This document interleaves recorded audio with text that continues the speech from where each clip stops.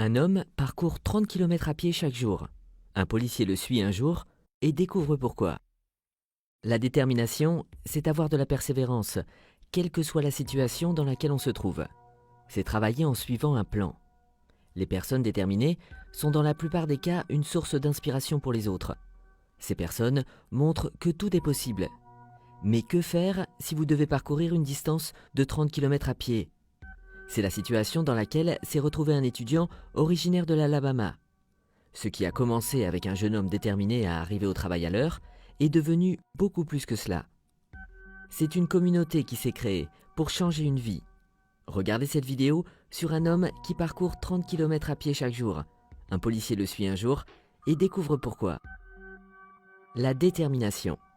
Un jeune homme de 20 ans, appelé Walter Carr, a emménagé en Alabama avec sa mère. Leur ancienne maison avait été détruite par l'ouragan Katrina. Ils ont été obligés de déménager après la destruction. Ils ont essayé de recommencer leur vie en Alabama, mais ce n'était pas aussi simple. Walter était encore un étudiant, mais compte tenu de leurs conditions de vie, il était obligé de travailler afin d'aider sa mère. Celle-ci arrivait à peine à joindre les deux bouts et ne pouvait plus payer le loyer. À cause de cela, il risquait d'être expulsé de la maison à tout moment. C'est pourquoi il n'a pas réfléchi à deux fois lorsqu'il a découvert que l'entreprise Bell Ops recherchait des employés.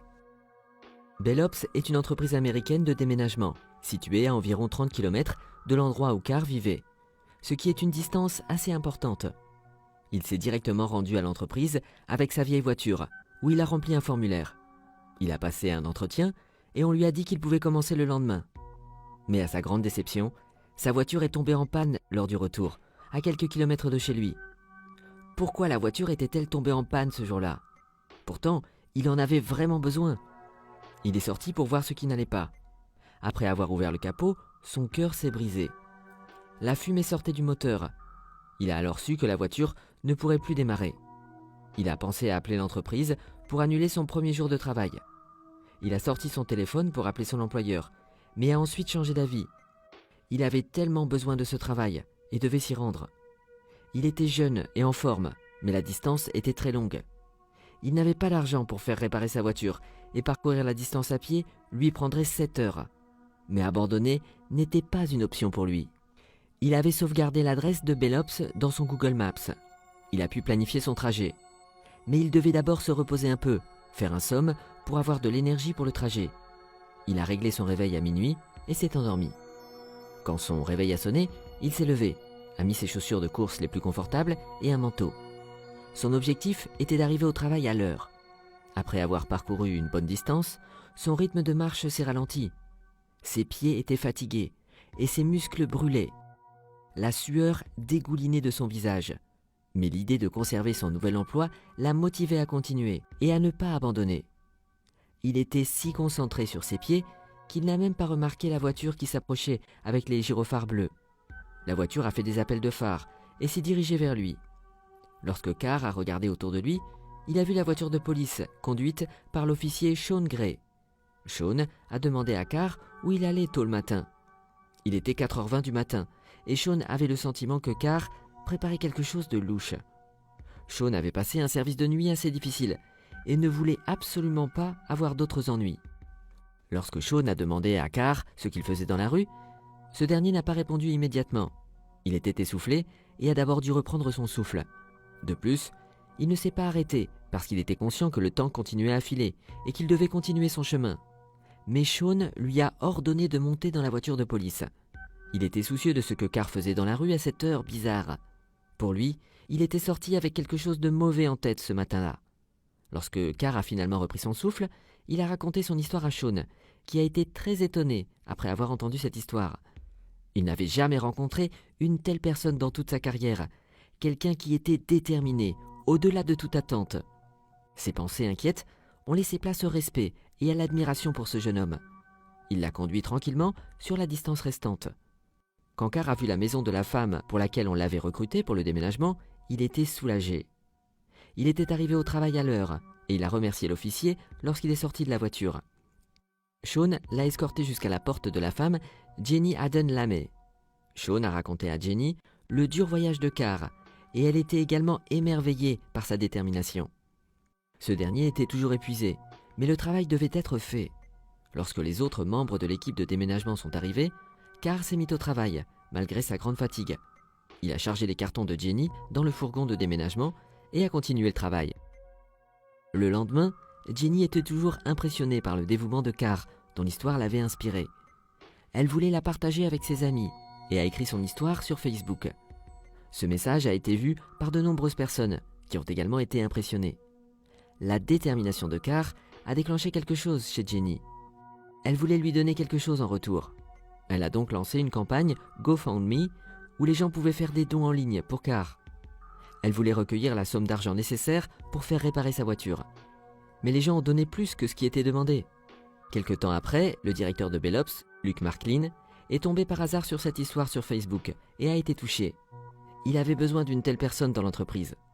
Il a pris sa Ford Escape de 2014 et l'a conduit directement de Pelham à Homewood, chez Carr. Quand il a revu Carr, il lui a remis ses clés de voiture. Carr était stupéfait, il n'en croyait pas ses yeux. Le directeur venait de lui offrir sa propre voiture familiale. Comment était-ce possible? C'était extraordinaire. Carr n'avait certainement pas prévu tout cela lorsqu'il s'est rendu chez Pelops pour un entretien. Il était si ému qu'il s'est mis à pleurer. Personne ne lui avait jamais offert une chose pareille.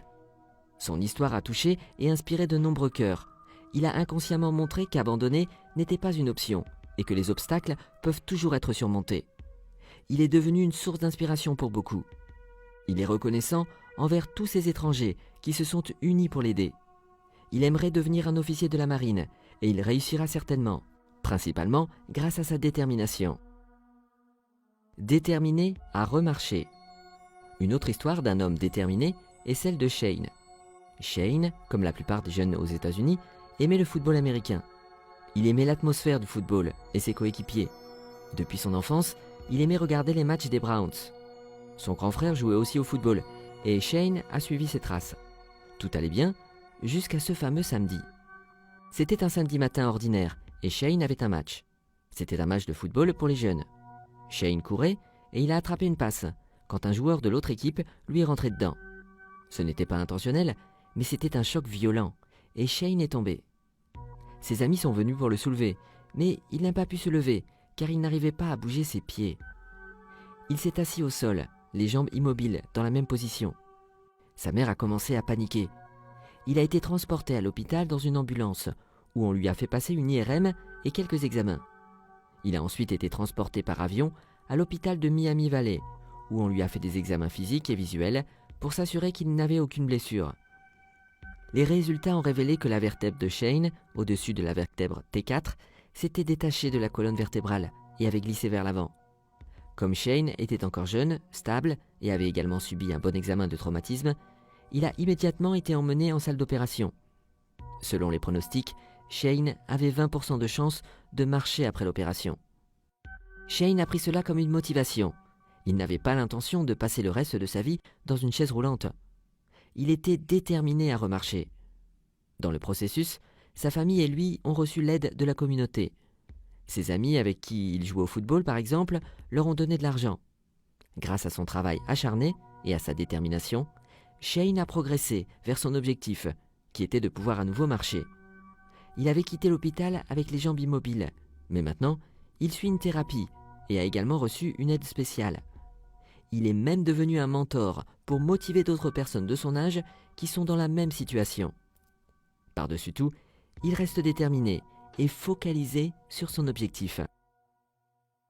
Êtes-vous aussi déterminé que ces deux-là?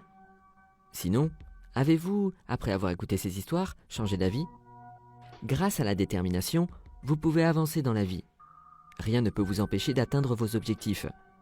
Nous voulons tous atteindre nos objectifs, et c'est possible. À quel point êtes-vous déterminé? Dites-le nous en commentaire. N'oubliez pas de liker la vidéo, de vous abonner et d'activer la cloche de notification pour ne manquer aucune de nos prochaines vidéos.